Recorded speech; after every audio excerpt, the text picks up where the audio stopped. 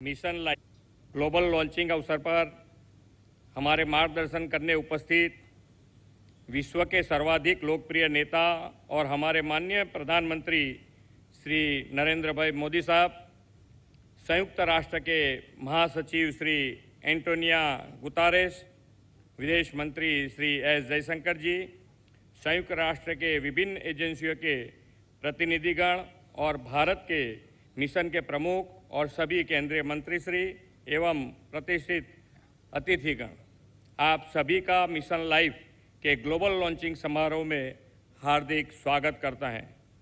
आज हम इस मंच से गौरव के साथ कह सकते हैं कि जब विश्व में ग्लोबल लीडर सोलर एनर्जी तथा ग्रीन क्लीन एनर्जी की सिर्फ बात कर रहे थे, तब गुजरात के मुख्यमंत्री के तौर पर हमारे प्रधानमंत्री श्री नरेंद्र भाई मोदी जी ने अपनी दूरदर्शिता से इस विषय में ठोस कदम उठाए थे।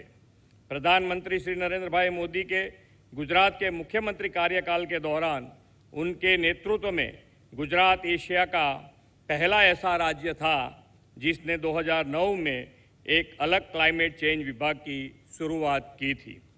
आदरणीय श्री नरेंद्र भाई मोदी जी के विजन से ही राज्य में कैनाल टॉप सोलर प्लांट स्थापित किए गए और सीमावर्ती क्षेत्र चारणका में 730 मेगावाट के सोलर पार्क की स्थापना हुई है। इतना ही नहीं, विश्व जब क्लाइमेट चेंज के सामने लड़ने के रास्ते खोज रहा था, तब नरेंद्र भाई मोदी जी ने अपने अनूठे विजन कन्वीनियंट एक्शन पुस्तक द्वारा पूरे विश्व को इस समस्या का समाधान का मार्ग दिखाया था। पर्यावरण सुरक्षा और क्लाइमेट चेंज के क्षेत्र में प्रधानमंत्री जी के योगदान को यूएन ने भी सराहा है और 2018 में चैंपियन ऑफ द अर्थ का गौरव सम्मान माननीय प्रधानमंत्री श्री नरेंद्र मोदी जी को दिया है। पर्यावरण के संरक्षण और संवर्धन के लिए प्रधानमंत्री श्री नरेंद्र मोदी जी ने नवंबर 2021 में क्लाइमेट चेंज पर ग्लासगो में हुए COP26 के दौरान लाइफस्टाइल फॉर एनवायरनमेंट की अवधारणा को दुनिया के समक्ष रखा था। उन्होंने वैश्विक समुदाय से पर्यावरण मित्र जीवन शैली के लिए लाइफ को अंतर्राष्ट्रीय जन आंदोलन के रूप में आगे बढ़ाने की अपील की थी। अतीत से प्रेरणा लेकर वर्तमान में कार्यरत और भविष्य पर ध्यान केंद्रित कर लाइफ को एक वैश्विक आंदोलन बनाया जा रहा है, जो भारत में पर्यावरण मित्र संस्कृति और परंपरागत प्रथाओं का निर्माण करेगा। रिन्यूएबल एनर्जी के क्षेत्र में पहल करते हुए गुजरात ने देश में सबसे ज़्यादा 4 लाख से अधिक घरों को सोलर रूफटॉप इंस्टॉलेशन के साथ कवर कर लिया है। प्रधानमंत्री जी के दूरदर्शी नेतृत्व और मार्गदर्शन में गुजरात ने अपनी सर्वसमावेशी और प्रगतिशील नीतियों के जरिए बिन परागत ऊर्जा क्षेत्र में 18 गीगावाट की स्थापित क्षमता की उपलब्धि हासिल की है। आज हम सब Ekta Nagar statue of unity के परिसर में उपस्थित हैं। भारत की एकता और अखंडता के शिल्पी सरदार साहब की विश्व की सबसे ऊंची प्रतिमा स्टैच्यू ऑफ यूनिटी आदरणीय प्रधानमंत्री श्री नरेंद्र भाई मोदी की प्रेरणा और संकल्प का परिणाम है। माननीय प्रधानमंत्री जी ने इस परिसर को इको फ्रेंडली और इको टूरिज्म स्पॉट के रूप में विश्व समक्ष प्रस्तुत करने हमें मार्गदर्शन दिया है। पर्यावरण रक्षा और ग्रीन क्लीन एनवायरनमेंट के हर पहलू की इस एकता नगर में आप बारीकी से अनुभूति कर सकते हैं। दुनिया की सबसे ऊंची सरदार पटेल की प्रतिमा स्टैच्यू ऑफ यूनिटी के सानिध्य में शुरू किया गया यह वैश्विक मिशन निस्संदेह 21वीं सदी का सबसे बड़ा पर्यावरण आंदोलन बनेगा। इस विश्वास के साथ मैं फिर एक बार आप सभी का स्वागत करते हुए अपनी बात पूर्ण करता हूं। भारत माता की जय। वंदे मातरम। जय जय गरवी गुजरात।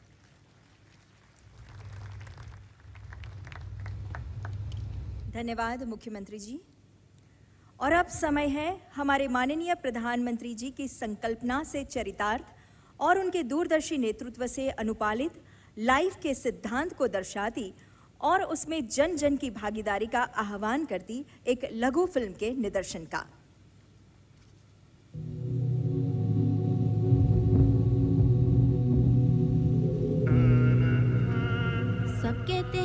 कि दुनिया बदल रही है। कभी कभी मुझे भी लगता है हमारी दुनिया बदल रही है, पर अच्छे के लिए नहीं, बुरे के लिए। पर ये हुआ कैसे? मैं भी चाहती हूँ हमारी दुनिया बदले, लेकिन अच्छे के लिए। और जब 2030 में मैं 21 साल की हो जाऊंगी, जोश और सपनों से भरी, सिर्फ मैं ही नहीं, लाखों लोग और भी, तब क्या हमारी दुनिया हमारे सपने पूरे कर पाएगी? 2030 तक ही तो हम सब ने सस्टेनेबल डेवलपमेंट गोल्स को पूरा करने का वादा किया है ना? मतलब आज से 2000 दिन बाद क्या हम वो वादा पूरा कर पाएंगे एक साथ? हाँ, बिल्कुल। शायद इसका हल हमारे पास है, बस जरूरत है तो इसे जन आंदोलन बनाने की, स्वच्छ भारत मिशन की तरह। यही तो लाइफ है। लाइफ, पता है ये मैंने सबसे पहले कहाँ सुना? ये एक शब्द है लाइफ, LIFE, यानी लाइफ स्टाइल फॉर एनवायरमेंट। आज जरूरत है कि हम सभी लोग एक साथ आकर कलेक्टिव पार्टिसिपेशन के साथ लाइफ स्टाइल फॉर एनवायरमेंट यानी लाइफ को एक अभियान की तरह आगे बढ़ाएं। ये एनवायरमेंटल कॉन्शियस लाइफस्टाइल का एक मास मूवमेंट बन सकता है। आज आवश्यकता है माइंडलेस और डिस्ट्रक्टिव कंजम्पशन के बजाय माइंडफुल और डेलिबरेट यूटिलाइजेशन की। लाइफस्टाइल फॉर एनवायरनमेंट भारत में बना दुनिया के लिए। हमारे प्रधानमंत्री जी की ये सोच सिर्फ भारत के लिए ही नहीं, पूरे विश्व के लिए है। किसी एक इंसान या समुदाय के लिए ही नहीं, हर राष्ट्र के लिए है। और हम सब इस आंदोलन से जुड़ सकते हैं इन 5 कदमों से। पहला कदम वही जो हमारे दादा दादी, नाना नानी हमेशा करते आए हैं। सदियों से सुनते बोलते आ रहे हैं कि मौसम में लगे और आसपास उगे वही खाओ पियो, सेहत चौकस और साथ में खाने और ईंधन की बचत भी। நமது உணவுகள் இப்பொழுது மாற்றப்பட்டிருக்கிறது. நாம் தினைகளை இந்த நேரத்தில் வரவேற்றுக் கொள்கிறோம். ஆனால் தினைகள் நமது உணவுகளையும் மகிழ்ச்சியையும் கலாச்சாரத்தையும் அறிவு கொண்டு இருக்கிறது. அதனாலே நாங்கள் தினைகளை வரவேற்றுக் கொள்கிறோம். दूसरा कदम उठाओ, समझे? मेरी रोज की सवारी, बस नंबर 11, मेरे पैर।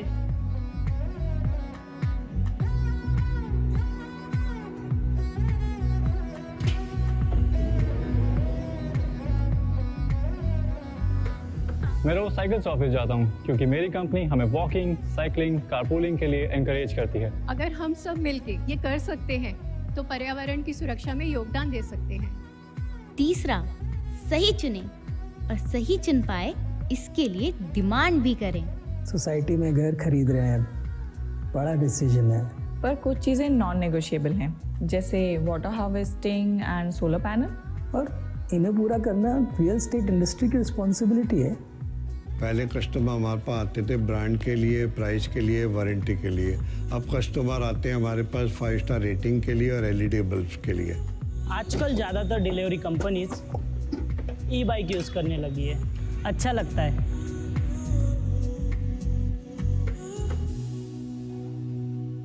चौथा कदम सिंपल, लाइट स्विच ऑन करने के लिए स्विच ऑफ करो।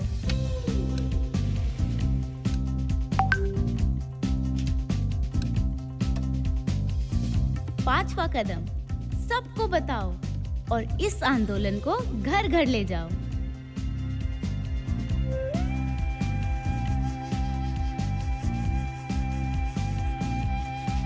मेरे देश को अपना वादा याद है और वो वादा हम बातों से नहीं, काम से पूरा करेंगे और हर देश, हर इंसान को साथ लेके पूरा करेंगे। एक्ट टुगेदर लाइफ के लिए।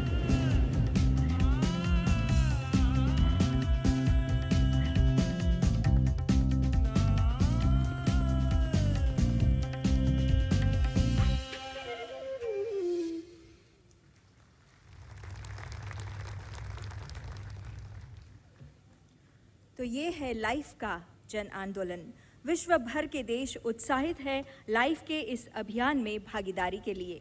Argentina, Estonia, France, Georgia, Guyana, Madagascar, Maldives, Mauritius, Nepal और यूनाइटेड किंगडम्स, इन सभी देशों के राष्ट्रीय अध्यक्षों के उत्साहवर्धक और लाइफ के प्रति उनके सहयोग से सबर उनके इन संदेशों को अब आइए सुनते हैं।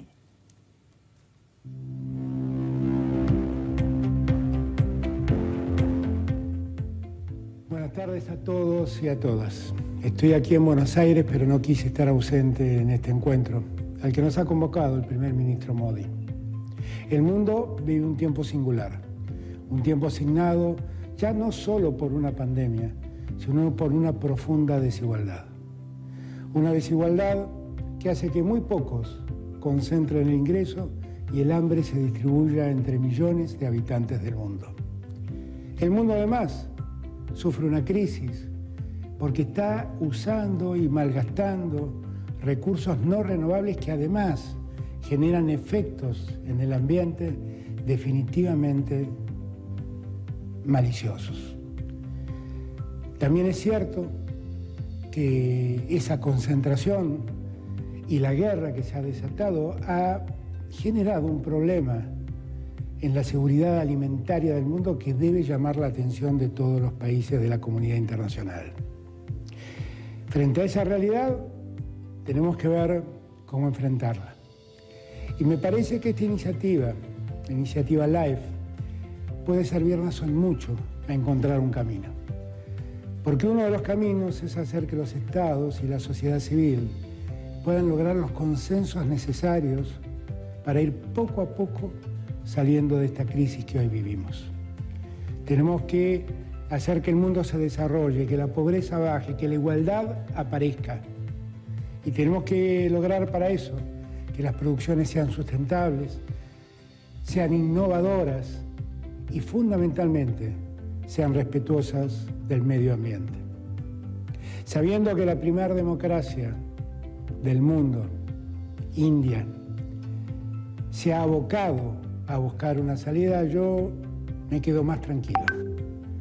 Y lo que no quiero es dejar de sumar a mi país en esa iniciativa, en esa búsqueda. Aquí estamos, acompañando la iniciativa LiFE para hacer que los objetivos de sostenibilidad para el desarrollo con miras al 2030 podamos hacerlo posible entre todos y todas, cada uno de los habitantes de esta tierra. Muchas gracias. Dear friends, Namaste. The need for a collective response to address climate change and biodiversity loss is stronger than ever. We are grateful to Prime Minister Modi for his leadership, together with the UN Secretary General, in launching Mission LiFE. The power of change lies in working together towards a common goal and engaging all the people and communities on the planet. An excellent example of this is World Cleanup Day. It is an extensive one-day action that started in Estonia and has spread to 191 countries. At COP27, we will call for even more countries to join us. By the way, India has been very active in World Cleanup Day. Last year, an amazing 1.2 million people took part in this initiative in India. That is impressive. Thank you. Russia's war against Ukraine has triggered a global energy crisis. This further underlines the need to move towards renewable energy and sustainability. We can achieve even more if we combine the green transition with the digital one. We have digitized the energy network in Estonia and see the potential this has for energy savings as well as innovation. It is time for a profound change in our lifestyle. We need to place sustainability front and center. I'm glad that the climate action is one of India's G20 presidency priorities, and I wish you a successful presidency. Dear Prime Minister, dear Narendra, dear colleagues, dear friends, Namaste. I wish I could be with you in Kevadia for this very special moment. At a time when our world is subject to increasing geopolitical tensions, We have no choice but to choose cooperation over division for one single reason. No one can address global challenges, and especially climate change, on its own. The LiFE initiative is part of this agenda for stronger cooperation. I wanted to say a few words to wish you a great success in its implementation. At the current pace, if the global population reaches 9.6 billion by 2050, the equivalent of almost 3 planets could be required to provide the natural resources needed to sustain current lifestyles. Governments, businesses, people, we must therefore all cooperate and rethink our models and behaviors. Sustainable consumption is all about doing more and better with less. We are already on that track. The current surge in energy prices is leading many countries in Europe to take the path of sobriety. In France, we will reduce our energy consumption by 10%, acting all over the board in transportation, housing, industries, and other sectors. But this will not be a temporary response before going back to our old ways. What we are talking about is a paradigm shift, because we will not reach net zero by 2050 if we don't act on the demand side and substantially reduce our energy consumption. Beyond the current crisis, as the effects of climate change are already unfolding, every citizen should now be aware that it is no longer possible to use natural resources such as water as if they were inexhaustible. We need to meet this challenge together by promoting ambitious public policies in all sectors, by launching coalitions of the willing. I am pleased in that regard that France and India agreed on leading a global initiative on the end of single-use plastics, and by fostering a common partnership between citizens committed to change their lifestyles and therefore the world. The LiFE initiative, Prime Minister Modi, will give us this opportunity. France looks forward to working with India to make this initiative a success, including in the perspective of the Indian presidency of the G20 next year. Thank you for this initiative, and thank you for your attention and your commitment. Excellency Shri Narendra Modi, Honorable Prime Minister of India, dear ladies and gentlemen, dear friends, I am honored and pleased to address this distinguished audience at today's remarkable event and to congratulate India for taking the lead to launch this extraordinary mission in the beautiful city of Kevadia of India. Georgia welcomes and fully supports this global initiative timely introduced by His Excellency Narendra Modi, which promotes an environmentally conscious lifestyle that focuses on the principle of mindful and deliberate utilization. In this regard, we have already taken significant steps to fulfill our international commitments, as well as obligations under the EU-Georgia Association Agreement. To strengthen the environment-related governance systems in the country, Georgia has improved its environmental assessment systems and introduced more effective public participation mechanisms at the earliest possible stage of the environmental decision-making process. Major reforms have been carried out recently in the ambient air protection field to improve air quality throughout the country. Georgia is one of the few countries worldwide where national parks are a genuine high-level national priority, embedded in national policies and strategies. National parks of Georgia have experienced a significant increase, and nowadays it covers almost 12% of our territory. 40% of my country's territory is covered by forests. Therefore, sustainable forest management is an important priority for our government. We spare no effort to implement sustainable forest management that would support the ecological stability of forest ecosystems, enhance the socio-economic benefits for the public, and reduce the pressure on forests.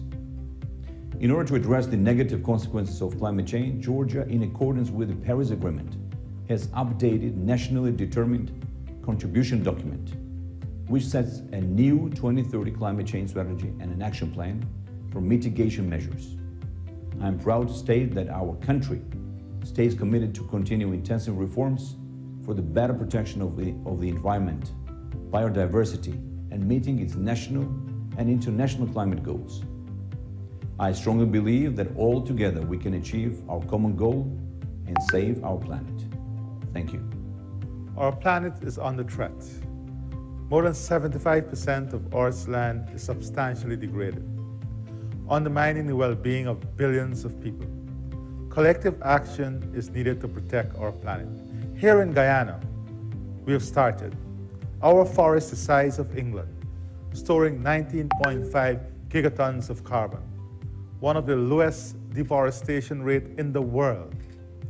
So we are leading by example, and we are building a Guyana on a low-carbon development strategy 2030 that not only look at the environmental value of what we have, but also look at how we can improve livelihood options, create new livelihood options for forested communities, and help people to become prosperous whilst at the same time safeguarding our environment.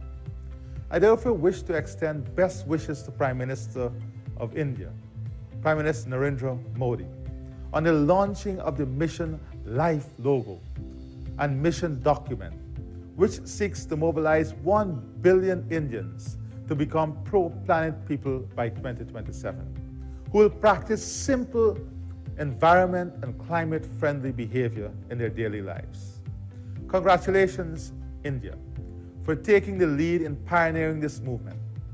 Guyana is committed to protecting and promoting green economic activity through actions that support the Sustainable Development Goals. Simple actions taken every day by citizens across the globe will help to harness the full potential of this collective action. We must do everything within our power to protect and preserve the environment by making the necessary lifestyle changes. All of us, we have an individual and collective responsibility as a family of humanity to do our part in protecting and safeguarding our environment so that future generations can enjoy the beauty of the world we live in. Thank you. Excellences, Monsieur le Premier ministre de la République de l'Inde, Monsieur le Secrétaire général des Nations Unies, Mesdames et Messieurs, le changement climatique, la préservation et la protection de l'environnement est un sujet qui me tient particulièrement à cœur. Comme je l'ai annoncé lors de la 77e Assemblée générale des Nations Unies, les solutions doivent venir de chaque nation, chaque leader et chaque citoyen. Mais surtout, les pays émetteurs doivent tenir leur engagement. Cela demande un effort commun de chaque pays pour préserver notre planète. Nous savons tous que la forêt est le poumon de la Terre, et pourtant, l'utilisation du charbon de bois et du bois de chauffe reste une pratique courante sur l'ensemble du continent africain en général et à Madagascar en particulier. Dans mon pays, l'utilisation du charbon de bois pour la cuisson impacte la destruction d'1 hectare de forêt par an, ce qui est dévastateur, raison pour laquelle nous lançons une lutte contre la déforestation avec la promotion du clean cooking afin de réduire drastiquement l'utilisation et l'usage du charbon.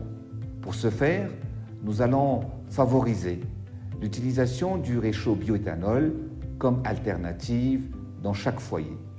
C'est en changeant les pratiques et les mentalités que nous pouvons changer les choses. Je suis convaincu que LiFE pourrait devenir l'un des points tournants dans notre lutte contre la crise climatique. Je remercie l'Inde, à travers son Premier ministre, qui est un leader inspirant en matière de protection de l'environnement, de nous avoir rassemblés autour de cette cause. C'est avec espoir et conviction que je vous rejoins dans cette mission.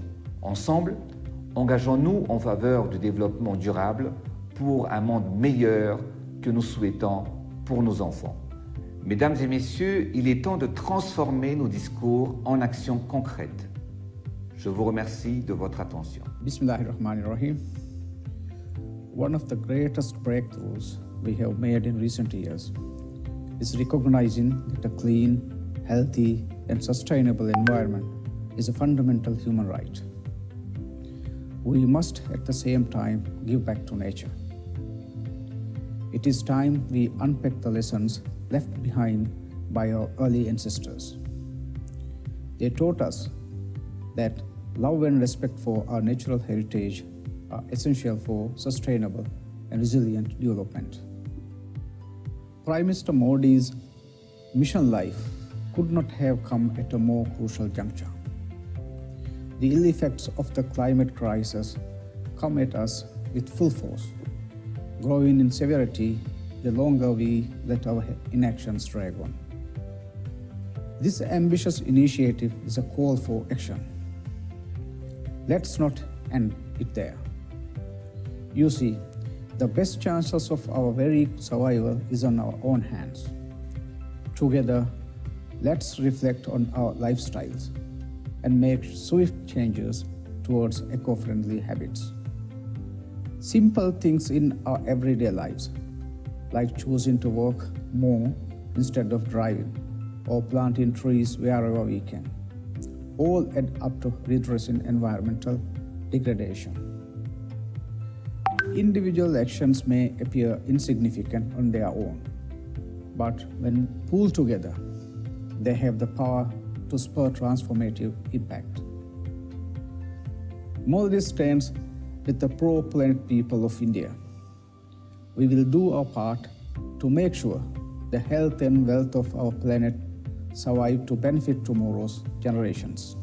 Governments are joining hands with businesses around the world to address environmental issues. However, policy reforms and economic initiatives are not enough to save our planet. Lifestyle changes at the individual level and behavioral changes at the community level are needed to reduce the strain on the environment. I therefore strongly support the movement launched by Prime Minister Shri Narendra Modi ji to build on good practices at the level of individuals, communities and institutions in order to accelerate the transition to a more sustainable future.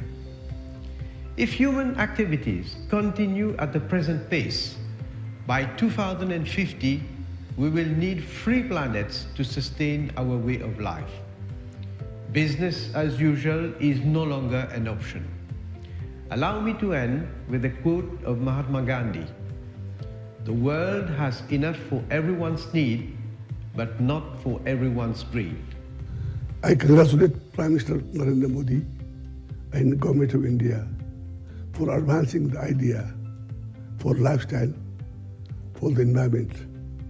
This is a pioneering movement that can help fight climate change and achieve SDGs, to build on the idea that positive changes in individual actions and behaviors are the key parts of the climate solution that the world urgently needs. I thank the organizer for giving Nepal this opportunity to express our support to the pioneering movement such as LiFE, as well as express the need for work collectively to save our planet for better future of our people.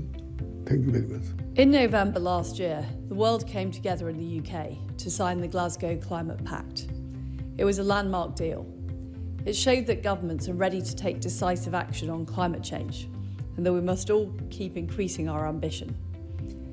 Now the energy crisis is showing once again that we need to go further and faster.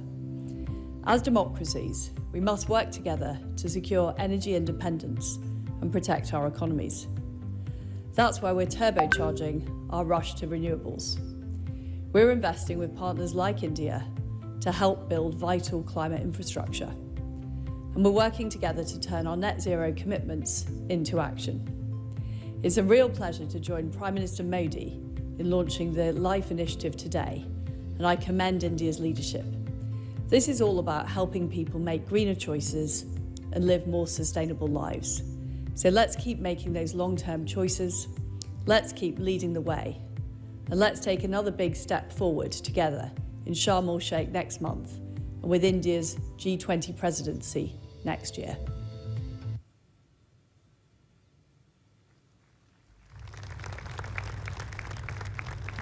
Thank you, one and all. Ladies and gentlemen, the august presence of Honorable Secretary General of United Nations, Mr. Antonio Guterres, is gracing the occasion today. May I now request you, sir, to address the gathering. Please, sir.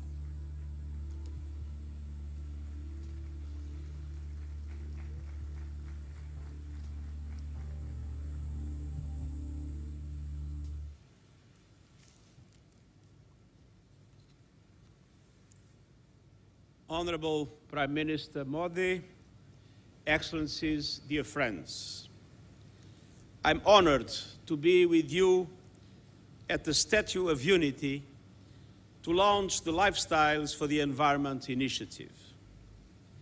In these perilous times for the planet, we need all hands on deck. And I know that sometimes the enormous scale of a challenge might be reason enough to throw up one's hand in resignation.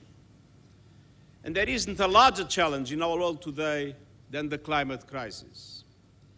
But this Lifestyles for the Environment initiative is designed to highlight an essential and hopeful truth. All of us, individuals and communities, can and must be part of the solution of protecting our planet and our collective future. After all, overconsumption is at the root of the triple planetary emergency of climate change, biodiversity loss, and pollution. We are using the equivalent of 1.6 planet Earths to maintain our lifestyles. And that great excess is compounded by great inequality. The combined greenhouse gases emissions of the richest 1% are more than twice the poorest 50%. So we need to urgently transform our economic systems to make them friendly to the planet and to make them equitable so all can have equal opportunity to thrive in developed and developing countries. Each one of us will have to learn to live sustainably and reduce our environmental footprint by saving energy and reducing pollution and waste, by using less plastic, by taking advantage of clean cooking technologies, by eating more sustainably and not throwing away food, by using renewable energy, and by making our money count as consumers by supporting sustainable products. And many other examples we have seen in the wonderful film that has started this ceremony.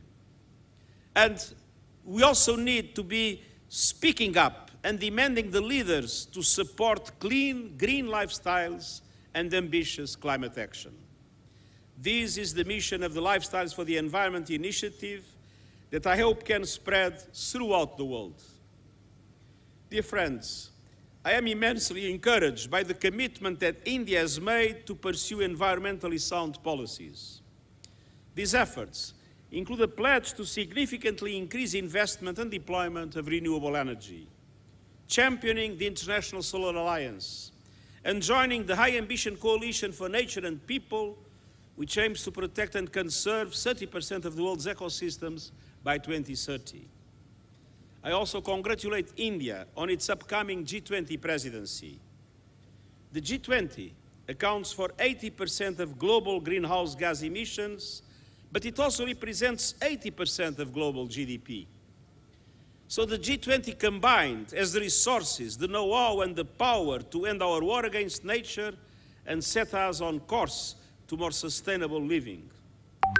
And central to that goal is the urgent need to pivot from economies based on fossil fuel consumption to economies powered by renewable energy.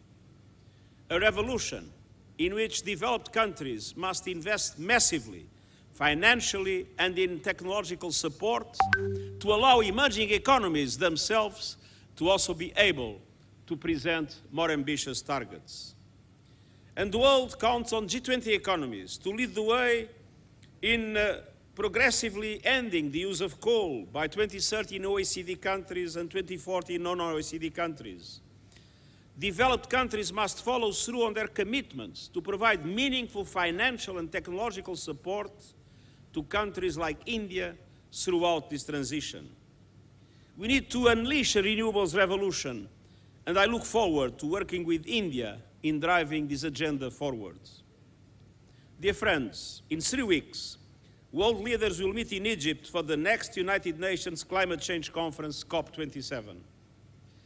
COP27 represents a key political opportunity to rebuild trust and accelerate action across all the pillars of the Paris Agreement: adaptation, mitigation, finance, and loss and damage.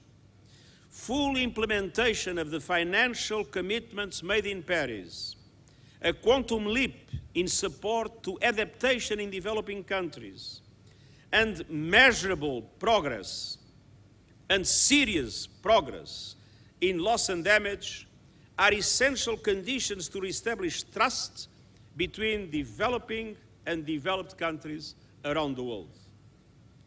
With its vulnerability to climate impacts and its massive economy, India can play a critical bridging role.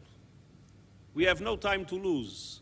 We are in imminent danger of failing to meet the goal of limiting global temperature rise to 1.5 degrees Celsius. And our global goal has to be net zero emissions by 2050. And to achieve this, we must collectively halve global emissions from 2010 levels by 2030.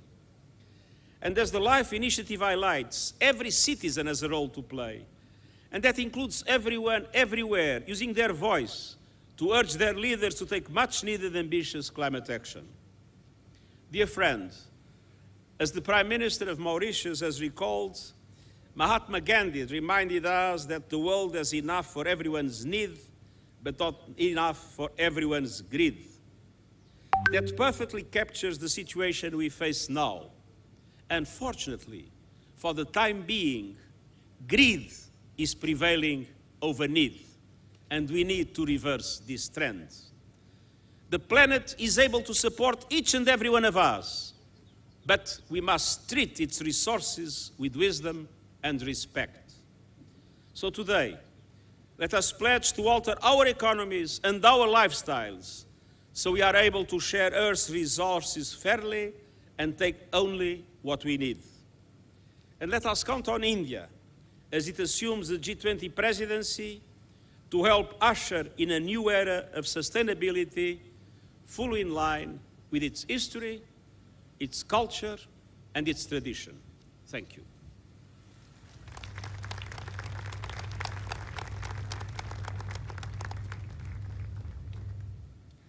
Thank you, Honorable Secretary General, for your inspirational words.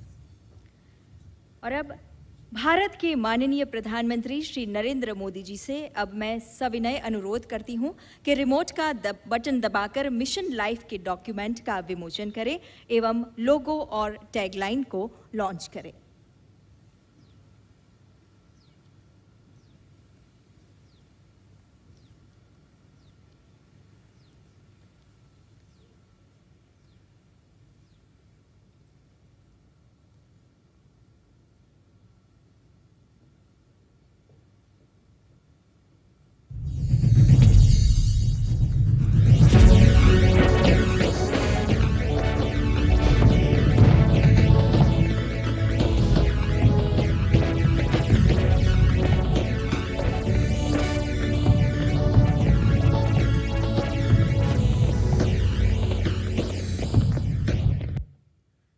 Dignitaries, आइए हम भी करतल ध्वनि से इस launch का, इस क्षण के हम साक्षी बने।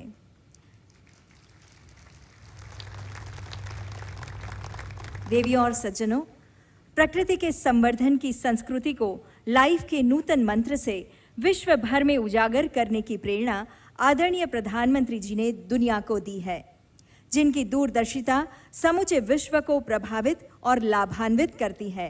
ऐसे वैश्विक नेता भारत के यशस्वी प्रधानमंत्री श्री नरेंद्र मोदी जी से अब सादर अनुरोध करते हैं आपके मार्गदर्शन के लिए।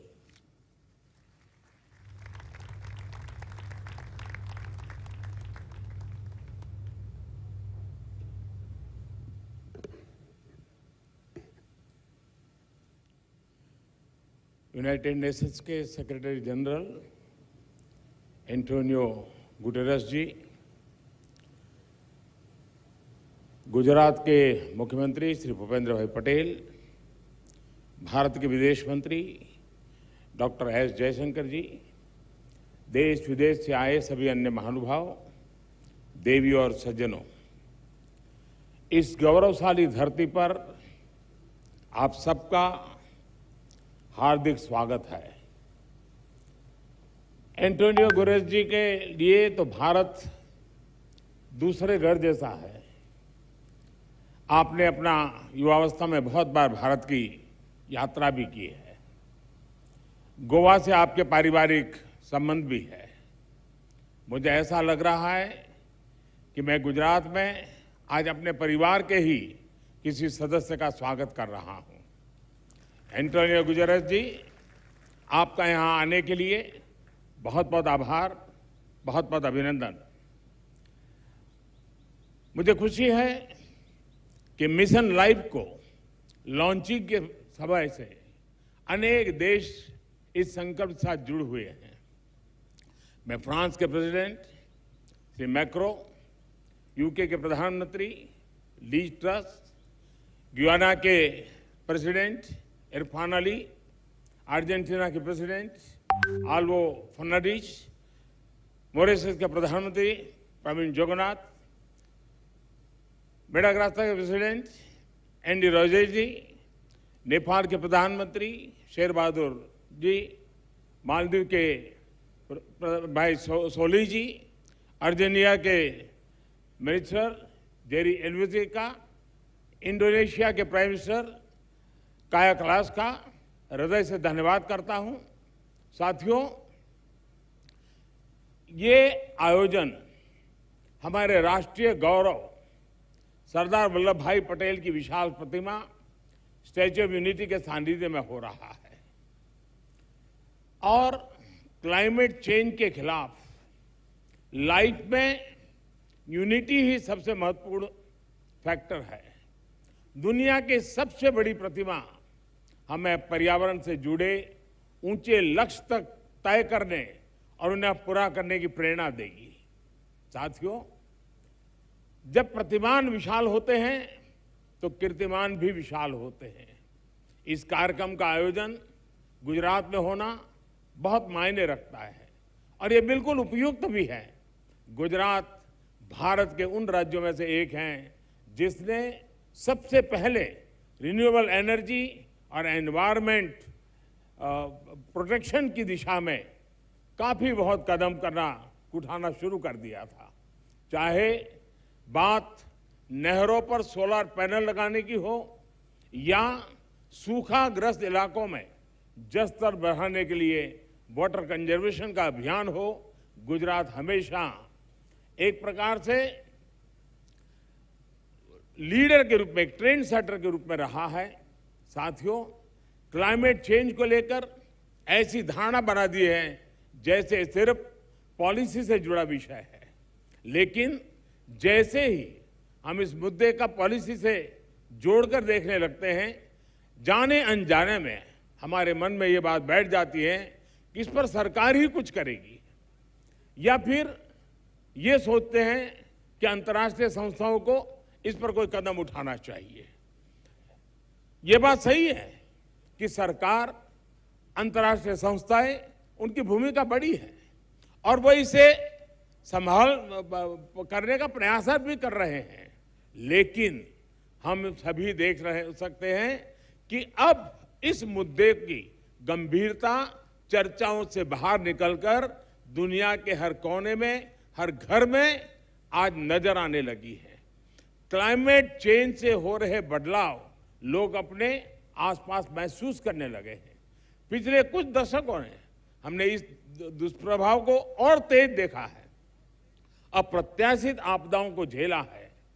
आज हमारे ग्लेशियर्स पिघल रहे हैं, समुद्रों का जलस्तर बढ़ रहा है, हमारी नदियां सूख रही है, मौसम अनिश्चित हो रहे हैं और ये बदलाव लोगों को सोचने पर मजबूर कर रहे हैं कि क्लाइमेट चेंज के मुद्दे को सिर्फ पॉलिसी मेकिंग के लेवल पर ही नहीं छोड़ा जा सकता। लोग खुद महसूस करने लगे हैं कि एक व्यक्ति, एक परिवार और एक समुदाय के तौर पर उन्हें इस धरती के लिए, इस प्लेनेट के लिए कुछ न कुछ जिम्मेवारी उठानी चाहिए, खुद ने भी कुछ करना चाहिए। लोग जानना चाहते हैं कि अपने खुद के प्रयत्न में या परिवार के साथ और अपने समुदाय के साथ मिलकर वो कौन से कदम उठा सकते हैं जिससे धरती की सुरक्षा हो सके, इस पृथ्वी की सुरक्षा हो सके। इन सारे सवालों का जवाब मिशन लाइफ में है। मिशन लाइफ का मंत्र है लाइफस्टाइल फॉर एनवायरनमेंट। पृथ्वी पर रहने वाले प्रत्येक व्यक्ति को व्यक्तिगत प्रयासों की कामना के साथ ही आज ये मिशन लाइफ का ये विजन दुनिया के सामने रख रहा हूं। मिशन लाइफ इस धरती की सुरक्षा के लिए जन जन की शक्तियों को जोड़ता है, उनका बेहतर इस्तेमाल करना सिखाता है। मिशन लाइफ क्लाइमेट चेंज के खिलाफ लड़ाई का लोकतांत्रिक डेमोक्रेटिक एक प्रकार से उसका विस्तार कर रहा है, जिससे हर कोई अपने सामर्थ्य के हिसाब से योगदान दे सकता है। मिशन लाइफ इस बात पर भरोसा करता है कि छोटे छोटे प्रयासों का भी व्यापक प्रभाव हो सकता है। मिशन लाइफ हमें प्रेरित करता है कि हम सब अपनी रोजमर्रा की जिंदगी में ऐसा बहुत कुछ कर सकते हैं जिससे पर्यावरण की सुरक्षा हो। मिशन लाइफ ये मानता है कि अपनी लाइफस्टाइल में बदलाव करके एनवायरनमेंट की रक्षा की जा सकती है। ये आपको दो बहुत दिलचस्प उदाहरण देना चाहता हूं, बड़ी सरल बातें मैं बताना चाहता हूं। आपने देखा होगा कुछ लोगों को एसी का टेम्परेचर 17 डिग्री या 18 डिग्री सेल्सियस पर रखना बहुत पसंद होता है, लेकिन एसी का टेम्परेचर इतना कम करने के बाद यही लोग सोने के समय कंबल या रजाई का सहारा लेते हैं। एसी का हर डिग्री टेम्परेचर कम करना पर्यावरण पर उतना ही नकारात्मक प्रभाव, यानी उसको अगर हम बचा सकते हैं, कोशिश करके कर सकते हैं। यानी हम अपनी लाइफस्टाइल को ठीक करके हम तो पर्यावरण की कितनी बड़ी मदद होगी। लाइफस्टाइल से जहां भी एक और उदाहरण मैं बताना चाहता हूं, हम देखते हैं कि कुछ लोग 5 किलोमीटर प्रति लीटर के एवरेज वाली गाड़ी लेकर के जिम जाते हैं और जिम में ट्रेडमिल पर जमकर अपना पसीना बहाने की कोशिश करते हैं। अरे भाई, अगर ये पसीना आप पैदल चलकर या साइकिल पर जिम जाकर के उठा लेते तो पर्यावरण की रक्षा भी होती और आपके स्वास्थ्य की भी रक्षा होती। साथियों, लाइफस्टाइल से व्यक्तिगत और समाज के छोटे छोटे प्रयासों से कैसे बड़े नतीजे आ सकते हैं, मैं इसका भी उदाहरण देना चाहता हूं। भारत में हमने कुछ साल पहले देशवासियों से ज्यादा एलईडी बल्ब इस्तेमाल करने के लिए आग्रह किया था। मकसद ये था कि लोग को बिजली का बिल कम हो, बिजली का कम खर्च हो और पर्यावरण की भी रक्षा हो। सरकार ने एलईडी बल्ब की एक योजना शुरू की और देश का प्राइवेट सेक्टर भी इसमें भागीदार हो गया। यहां आए अंतर्राष्ट्रीय एक्सपर्ट्स ये जानकर के उनको हैरानी होगी कि कुछ ही समय के भीतर भारत के लोगों ने 160 करोड़ से ज्यादा एलईडी बल्ब अपने यहां में लगा दिए, परिवर्तन कर दिया। और इसका प्रभाव यह है कि 100 मिलियन टन से ज्यादा कार्बन डाइऑक्साइड का उत्पादन हम कम कर पा गए, उसका उत्सर्जन कम कर पाए। और मैं ये आपको नोट करने के लिए जरूर कहूंगा कि ये प्रतिवर्ष हो रहा है, ये सिर्फ एक बार की घटना नहीं, हर वर्ष ये बेनिफिट होने वाला है और उसका लाभ होने वाला है। एलईडी की वजह से अब हर साल इतना उत्सर्जन कम होने लगा है। साथियों, गुजरात महात्मा गांधी की भूमि है, जन्मभूमि है, तो उन विचारकों से एक जो बहुत पर्यावरण संरक्षण और प्रकृति के साथ तालमेल लेकर के जीवन जीने का महत्व समझ गए। उन्होंने ट्रस्टीशिप के अवधारणा की विकसित की थी। मिशन लाइफ इस सबको पर्यावरण के ट्रस्टी बनाता है। ट्रस्टी वो होता है जो संसाधनों का अंधाधुंध इस्तेमाल नहीं होने देता। एक ट्रस्टी एक शोषक के रूप में नहीं बल्कि पोषक के रूप में काम करता है। मिशन लाइफ P3 की अवधारणा को मजबूत करेगा। P3 यानी प्रो प्लेनेट पीपल। आज हम एक ऐसी दुनिया में जी रहे हैं जहां इस बात की चर्चा रहती है कि कौन किस देश या गुट के साथ है और कौन किस देश या गुट के खिलाफ है। लेकिन मिशन लाइफ धरती के लोगों को प्रो प्लेनेट पीपल के तौर पर जोड़ता है, उनको अपने विचार से समाहित करता है, एक कर देता है। ये लाइफस्टाइल ऑफ द प्लेनेट, ये lifestyle of the planet, for the planet and by the planet की मूल सिद्धांत पर चलता है। साथियों, अतीत से सीखकर ही हम बेहतर भविष्य का निर्माण कर सकते हैं। भारत में हजारों वर्षों से प्रकृति की पूजा की समृद्ध परंपरा रही है।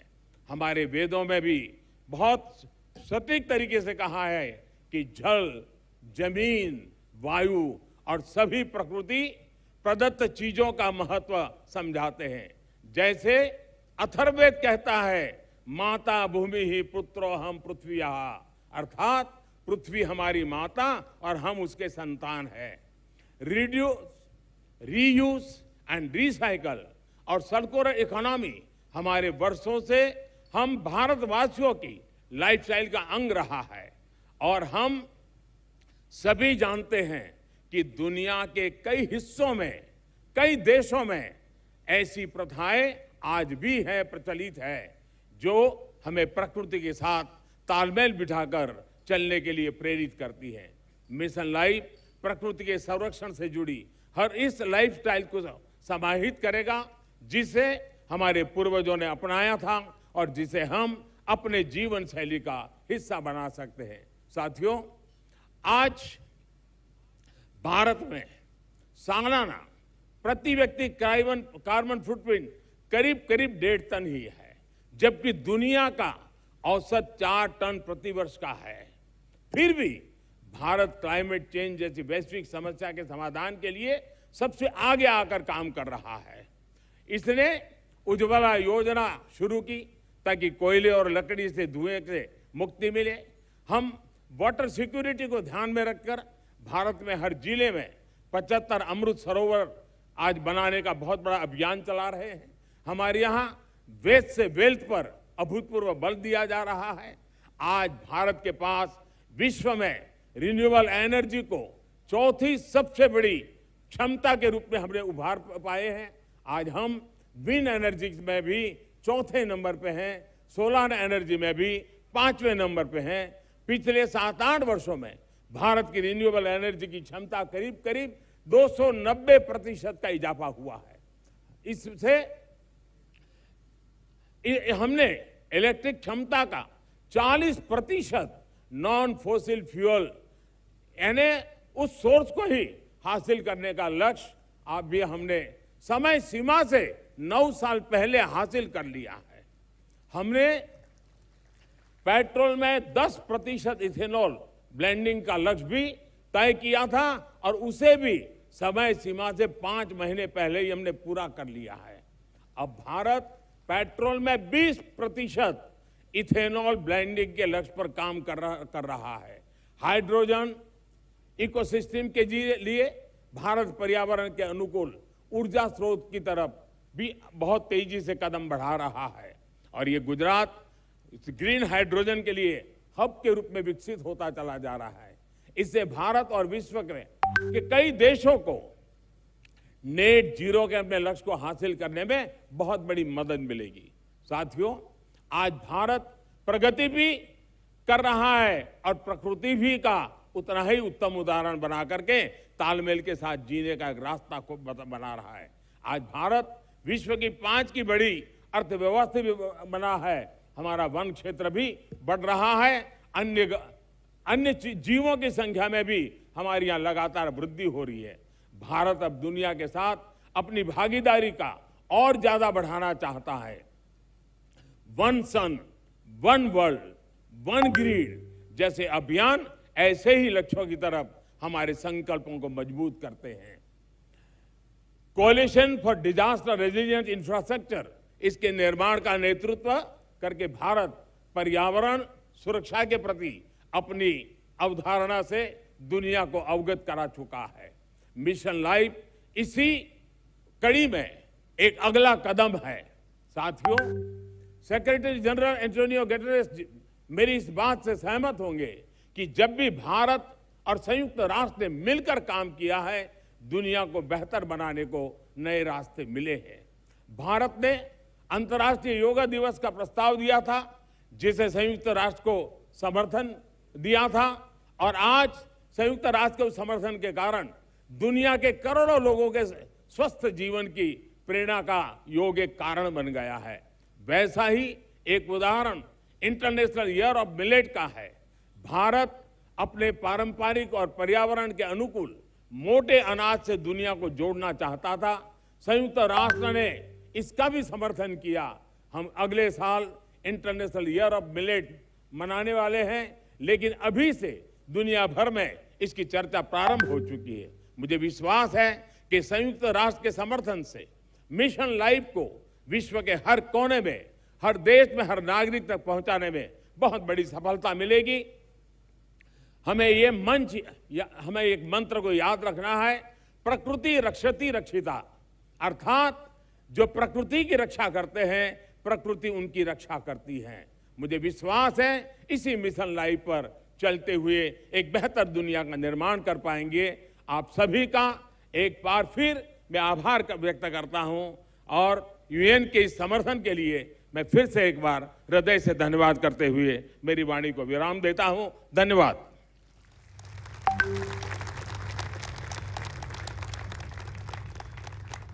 बहुत बहुत धन्यवाद प्रधानमंत्री महोदय, आपकी इस प्रेरणा के लिए, लाइफ के इस महाअभियान की शुरुआत करवाने के लिए।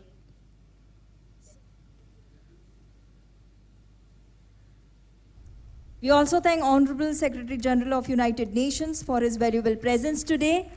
मुख्यमंत्री एवं विदेश मंत्री जी का हम हृदय से स्वागत अभिवादन करते हैं, धन्यवाद अदा करते हैं, और आप सभी आमंत्रितों का भी बहुत बहुत